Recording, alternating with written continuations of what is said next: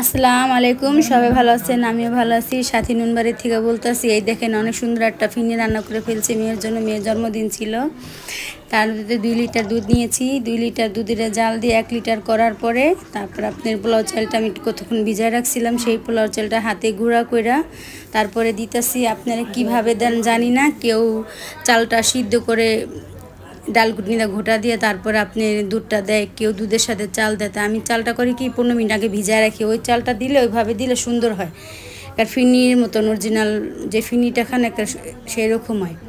তারপরে আপনার এই দিয়ে নিলাম 3টা এলাচ ইয়া করে, তারপরে দারচিনি 2-3টা, তারপরে আপনি সুন্দর করে এই দেখেন লাড়াচাড়া দিয়া তারপরে ফিরনিটা আপনার একটু ঘন হয়ে আসলে এই যে চিনি দিলাম 3 চামচ।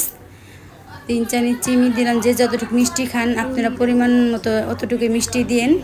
তাই আমরা একটু মিষ্টিটা বেশি খাই, তাই আমরা একটু বেশিই দিলাম। তা মেয়ের জন্য হঠাৎ করে রান্না করছি যে 1 চামচ ঘি দিয়ে নিলাম। আপনারা চেষ্টা করবেন ফিরনিতে একটু ঘি দেওয়ার। আর এই যে 2 চামচ গোলাপ জল দিয়ে দিলাম, এটাও দিবেন। এই ঘিটা আর গোলাপ জলটাই মেন, এটা দিলে ফিরনিটার ঘ্রাণটাই আসে আলাদা। তারপরে কাজু বাদাম, পেস্তা বাদাম, কিশমিশ এটা আপনি কাইটা রেখে দিচ্ছি, ওইটা অবশেষে ওইটা এই যে দিলাম। এই দেখেন কত সুন্দর মিনি সাইজের বাটিতে বেড়ে নিছি এটা। তারপর পরিবেশন করলাম সবাইরে।